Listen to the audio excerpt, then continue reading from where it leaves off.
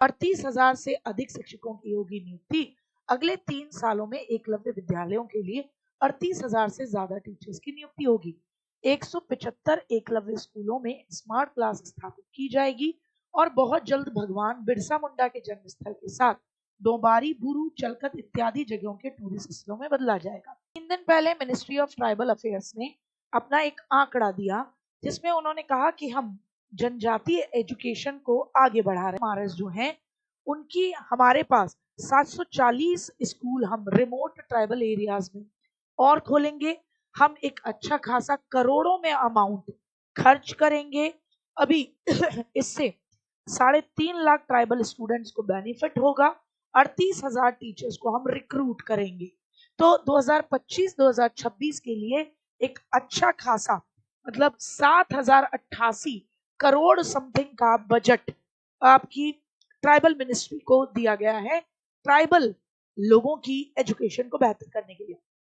खुद आप जनजाति कार्य मंत्रालय पे पहुंचते हैं तो सेम आंकड़ा आपको देखने को मिलता है कि कितने करोड़ रुपीस एलोकेट किए गए हैं इस जनजातीय कार्य मंत्रालय को ताकि विद्यालय खोले जाए। टीजीटी हर उस डिपार्टमेंट में Hindi, English, mathematics, science, social science, third language, library.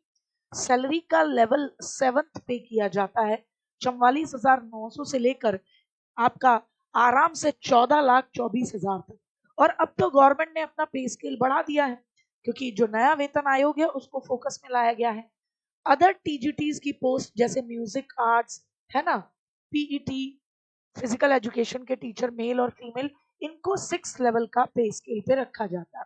Hostel warden जो वहीं रहता है, खाना पीना, बच्चों की अन्य चीजों को देखना, उसका लेवल 5 का पे स्केल रखा जाता है। पर ये भी अपने आप में एक अच्छी खासी सैलरी होती है। एग्जामिनेशन कैसे होता है? पेन पेपर मोड पे होता है। तो ये तो क्लियर हो जाता है कि एग्जामिनेशन ऑफलाइन होता है। टीजीटी की बात करें तो ऑब्जेक्टिव मार्क क्वेश्चन आते हैं, 120 क्वेश्चन आते हैं। इसमें लैंग्वेज आपकी कॉम्पिटेंस चेक करने के लिए 30 क्वेश्चन रहते हैं। तो ये आपका कुछ मामला बनता है। यहाँ अगर आप देखें तो आपका ओवरऑल मामला क्या है? पार्ट 1 में जीएस आती है, जनरल अवेयर में 10 क्वेश्चन 10 नंबर के। रीजनिंग एबिलिटी मतलब जनरली रीजनिंग 10 क्वेश्चन 10 नंबर के।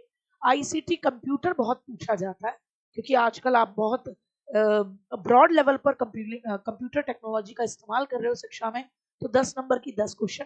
टीचिंग एप्टीट्यूड आता है 10 नंबर के 10 क्वेश्चन। और बड़ा जनरल टीचिंग एप्टीट्यूड पूछते हैं।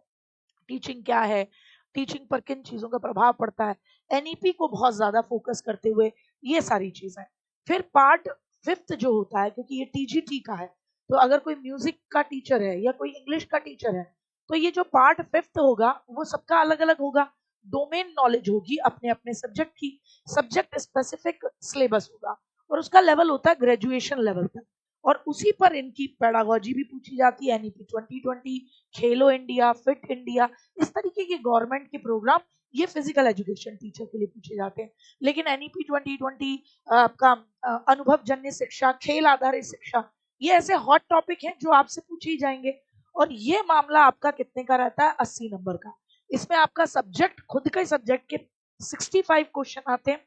10 क्वेश्चन आपका एनईपी 2020 आपका एक्सपीरियंस बेस्ड मामला, आपकी एक्टिविटी बेस्ड लर्निंग, इनके क्वेश्चंस आपके रहते हैं 10 और 5 नंबर यानी 15 नंबर। इस तरीके से आपका पेपर जो होगा, पेन पेपर ऑफलाइन टेस्ट होता है, 3 घंटे का होता है। क्या होता है? 3 घंटे का होता है। 3 घंटे में आपकी मर्जी, आप पहले लेवल पे पार्ट 1 कर लो, पार्ट 2 कर लो, पार्ट 3 कर लो या पार्ट 4 कर लो, आपकी अपनी मर्जी। तो ये पोर्शन ओवरऑल 120 नंबर का और 120 ही क्वेश्चन आपके रहते हैं। तो ये सब्जेक्ट स्पेसिफिक में 80 नंबर वाला, जिसमें पेडागोजी भी रहती है, वो 15 नंबर की, और बाकी आपका खुद का सब्जेक्ट का कंटेंट रहता है 65 नंबर का, वो इंपोर्टेंस रखता है। पार्ट 5 जो रहता है इसमें जनरल हिंदी, जनरल अंग्रेजी और रीजनल लैंग्वेज पूछी जाती है और ये क्वालिफाइंग होता है। इसके नंबर जुड़ेंगे नहीं, ये क्वालिफाइंग होता है। 30 क्वेश्चन होंगे 30 नंबर के, आपको 40% लेकर आने हर एक लैंग्वेज में। गौर फरमाए, हर एक लैंग्वेज में। हिंदी के जितने क्वेश्चन हैं, इंग्लिश के जितने हैं, रीजनल लैंग्वेज के जितने क्वेश्चन हैं, उन सब में आपको रीजनल लैंग्वेज भी कोई चुननी होती है और उन सब में आपको क्वालिफाइंग 40% लेकर आने हैं। इसमें अगर फेल हो गए तो बाकी आपका चेक नहीं करते। Regional language Bengali, Dogri, English, Garo, Gujarati, Hindi, ये सब कुछ आपका रहता है मामला। मार्किंग स्कीम क्या है? करेक्ट आंसर पे आपको 1 नंबर और बाकी इनकरेक्ट आंसर पे नेगेटिव मार्किंग होती है। तो आप कहेंगे नेगेटिव मार्किंग होती है, और नेगेटिव मार्किंग वही होती है 0.25 आपका मार्क्स काट दिया जाता है।